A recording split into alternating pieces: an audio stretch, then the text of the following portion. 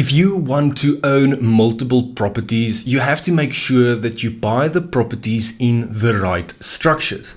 Most people in South Africa will just go ahead and buy their first property in their own name. But what if I told you that buying a property in your own name is one of the worst mistakes that you can make? So in this video, I'm going to talk about how I acquired finance for a property within a trust without having to buy the property in my own name.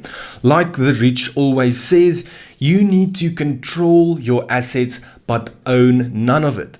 That basically means that in my own or in my personal name, I do not own any assets and I control all my assets which are owned with separate entities.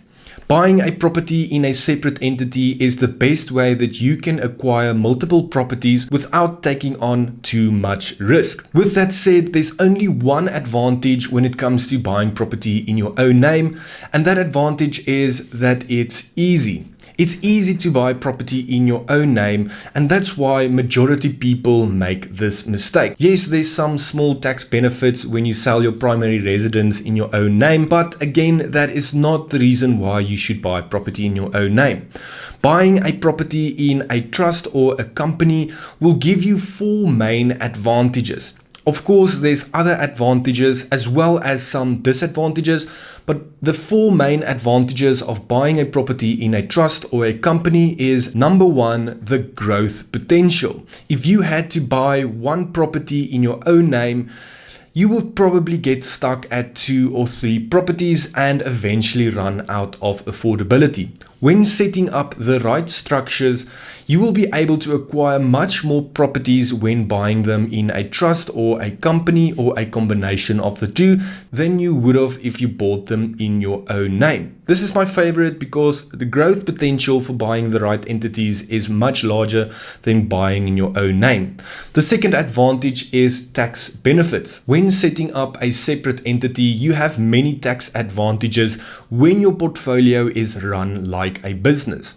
You have so many different ways to move money within your different entities, but the most important thing here is to make use of a very smart accountant. Number 3 is estate planning. I'm not sure if you know, but it is really expensive to die in South Africa, and when you pass away, your assets will be attached to your personal will and testament, and that will cost your family members a lot of stress and money.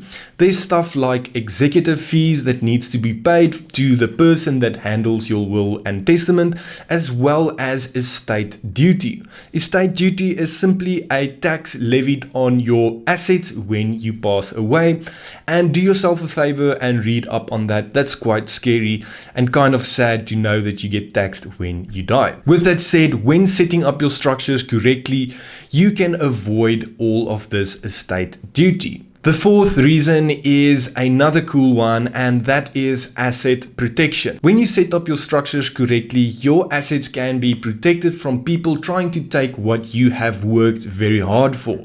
Unfortunately, if you own assets in your own name and you get into trouble, maybe miss payments or get sued, those assets can get attached to that lawsuit. When you use a company or a trust or a combination of the two, you have a way to ring fence your assets and protect yourself from creditors. With the advantages out of the way, there's 2 ways that you can acquire financing within a trust or a company. And the first one is to use the company's financial statements to prove to the bank that you have the affordability within that company and the profits to support the loan that you require from the bank. This is where you have a successful business that can generate profit and free cash flow at the end of the year to prove to the banks that you are able to afford this loan. This is the ideal situation to buy property because you have a different company that can buy a property and you as the individual will have nothing to do with that property. Unfortunately, most of the time when people set up a company or a trust, that is a new company or a trust, and it does not have any financial statements or any proof that it has been trading or has been generating a profit. And this is the way that I started. I had to create a trust from scratch, and obviously because it was a new trust, it had to get a new bank account with a new tax number, and I eventually had to sign surety in my personal name to prove to the bank that I will be the individual to sign surety for this loan if I miss a payment, for example. And I know what you are thinking: why would you sign surety for a trust or a company in your own name? Doesn't that defeat the point of setting up a structure? And in some way it does, but unfortunately there's no other way to get around this. Again, you might lose some asset protection, but that is the worst case scenario. Obviously, we do not want to default on our debt.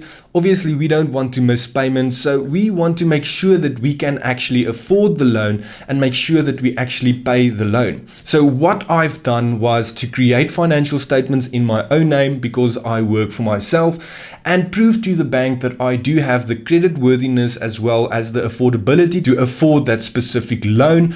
And I made the offer within the trust, so the property was still bought within the trust, the bank loan was still granted to the trust, and the property is still owned within the trust. I just had to sign surety for the loan if the trust does not make the payments on the loan. So the idea would be to simply sign surety for a company or a trust when it is a new company or a new trust. If you are in a position where you have a running business or a profitable trust, that is a much better way to get started. And something that I just want to add on is that as you progress and as your property portfolio and your property business grows, your structures will grow as well. So obviously I will adjust my structures as I own more properties, and eventually it will not be necessary to sign surety anymore because the trust on its own will be able to afford the loan. And that should be your goal at the end of the day. Don't think about the worst case scenario and whether you have to actually sign surety. Think of it as a way to grow your portfolio much larger than you would have if you bought it in your own name. With that said, if you want to learn more about the whole buying process, the basics up until the more technical stuff, I recently launched a course, and if you want to check it out, I'll share the link in the description so you can check out the course curriculum. I cover a lot of important details in the course, and I also have an option where you can book a one-on-one with me after you completed the course, and this is the best way that you can gain the right knowledge in the shortest period of time. With that out of the way, 2 tips that I want to share with you is to make sure you use a good bond originator.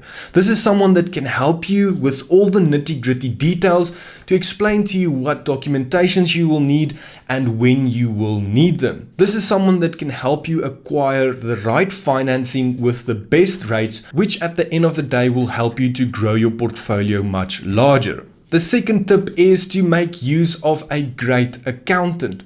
Accountant is a very important team member to have because at the end of the day, they are the people that will help you with your internals of your business, and they can help you to acquire more finance, reduce your taxes, and increase your profitability, and at the same time grow your portfolio.